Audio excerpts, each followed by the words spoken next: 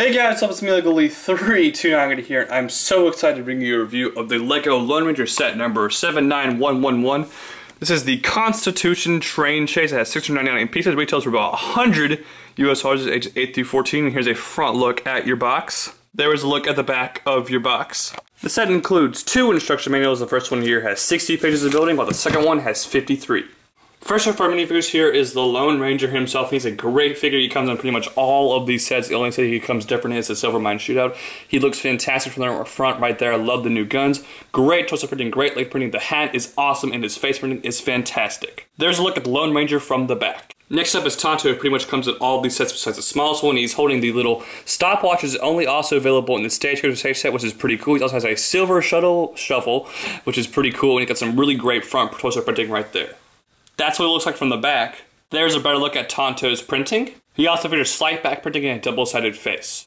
Next minifigure here is Butch Cavendish, who is a very cool minifigure. He's also available in the Silver Mine Shootout. He's pretty much the main villain of the Lone Ranger series, which is pretty cool. He has a nice pistol right there and some really great front torso printing. I love his hat, and his face is really cool as well.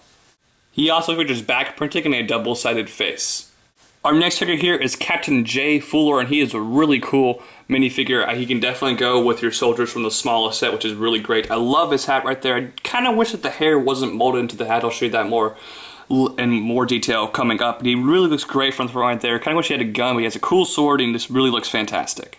There's a look at it from the back, and like I said, I kind of wish the hat just didn't have the hair. The mullet kind of looks a little bit silly, and I wish you could use that hat for more things without that mullet, but it's still a pretty cool looking piece. He also features back printing and a double-sided face. Next figure here is Latham Cole. He's pretty plain, but he's got a really nice suit, big gun right there. I love the boiler hat, and the face printing is really cool as well. He also features very slight back printing. Our next figure here is Rebecca Reed, another female character from this series, and she, I'm assuming, is the wife of Dan Reed, who was the sheriff in the Colby City set, which is very cool. She looks really good from the front right there. Really great printing on her dress piece and her torso. Her face is interesting too, and she has that Prince of Persia hair piece, which is really nice. She also features great back printing and a double-sided face. Our last figure here is Danny Reed. I'm assuming he's Dan Reed Jr. because his dad is Dan Reed and he's Danny Reed, which is more like little kid's name. He's a little kid, which is pretty cool. He's holding a slingshot there, which I really wish they had made a piece for that, but it's still a cool, nice little printed brick right there. And it's got some really great front torso printing and a nice face in that Prince of Persia hair.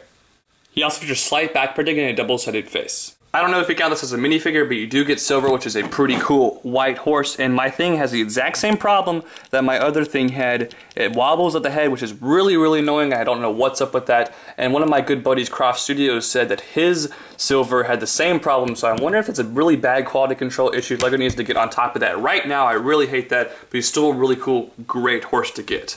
Before we move on to the actual main attraction of the train, there's a couple little accessories that are included with the set that I want to show you. First up here, we have this nice little rock piece, which is a little bit of an interesting design. It kind of looks a little bit weird, and I don't like how big this thing stands out, but you probably can guess what that does. If you push on this, it will blow up the rock, which is pretty cool because a little stick of dynamite right there.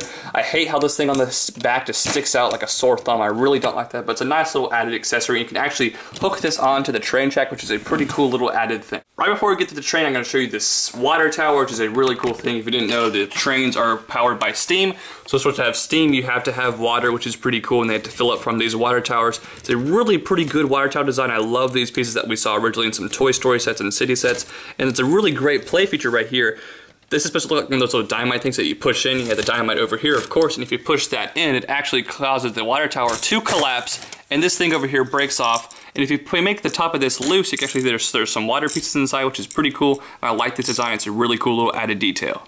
Now here is the actual train. I have it all in this big track piece right here. Not going to show you all the track right now. The train is really great. I need to show you each car individually. So we're going to start off the front and go all the way back, which we'll do right now. Here is definitely the part of the train that most people are excited about, the engine of the train, which really looks fantastic. You can see it rolls on the track that's included in this set really, really well. I love the wheels right here. I love this big piece up here that we saw on some of the old Toy Story 3 sets.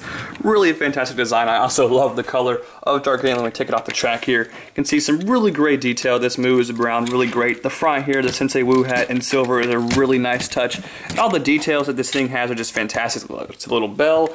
The wheels are really cool pieces too. I kind of wish wish they had the little like axles connecting them, which would really have been really great. I don't know why they aren't there.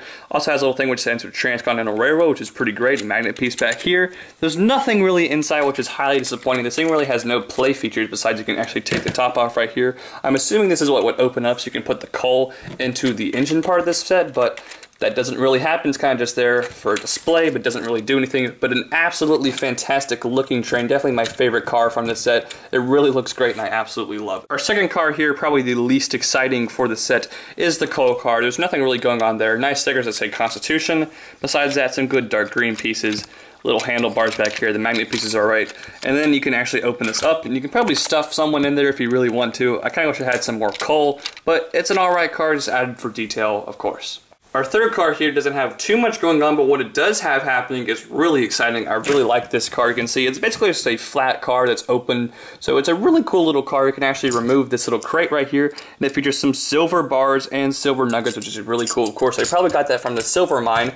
There's also a little barrel right here, a nice little, or bucket, and there's also a nice little green bottle of some kind of beer or wine that they're going to be drinking. But the best part, of course, about this is this freaking awesome Gatling gun, which can move up and down and also rotate 360. But the best part about it is if you crank this, it actually moves the Gatling gun, which is a freaking awesome little thing. I absolutely love that play feature. You can see how that works right there. The gears, of course. And you can actually have someone stand on the back here so they can, you know, move the Gatling gun by themselves, which is a really cool feature. It's a little bit big, of course. Gatling guns aren't that huge, but it's still an awesome feature, and I'm really glad they included that. It's really sweet. Final car here, I guess you could call it like a jail car. I thought it was going to be a caboose for a while, but it's not. It's more of like a storage car. You can open up the side doors here, which are really cool pieces. I love how those open, but it's kind of like a jail car, because there is a jail cell in the back, which I'll show you here in a little bit. It looks pretty good. It's, you know, made of that wood color. It looks good from the top right here, and actually on the box it has, you know, silver and the Lone Ranger kind of riding on top, which is pretty cool.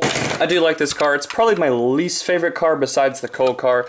You can open it up here. It's kind of hard to access, but you can see the jail door. It actually does open from the inside, which is pretty nice. And the main feature with this car, of course, every LEGO set seems to have a jailbreaking feature nowadays. If you push on this, see where the dynamite is, it will blow open the back door, and there's a jail cell. Not too much going on inside there, but they do have some tally marks on the wall here with this sticker, which I believe it's like 20-something tally marks, which is a ton. It means this guy has been in this car for like a month or so, which would be awful to be in a moving jail cell for that long, but it's a really cool little car. Definitely not my favorite, but it's still pretty awesome. Alright guys, so here is the full track you get with this set. I did not have enough room in my normal studio to even have it, so I'm here on my kitchen table. You can see the train. This is a humongous track. It's 20 pieces in all, which is really great. You get 16 curved pieces and 4 of the more straight pieces, and it's a great track. I'm so glad that LEGO decided to include track, because most of these train sets, they kind of expect you already to have track, but this set, you know, they actually gave you a full thing of track, which is fantastic. Unfortunately, it's not the track that, you know, put the power functions on, but still awesome that you actually get track in this set. Alright guys, so final verdict here on this set. I absolutely love this set. The price is a little bit steep for the piece count. You do get some amazing pieces, including 20 pieces of track. I just absolutely love how it includes all the track. The train is a great design. The minifigures are awesome. It's definitely an awesome set. Probably my favorite from the Lone Ranger line. And I'm going to give this set a 9.7 out of 10. I can't work it to 10 because, again, the price is still a little bit steep for what you get. But it's an awesome set. I would highly recommend it. It's really fun. It's a really cool set. Definitely go and buy this set. So please rate, comment, subscribe, like my Facebook page, follow me on Twitter, and follow me on Instagram. I'll see you guys next time. Bye.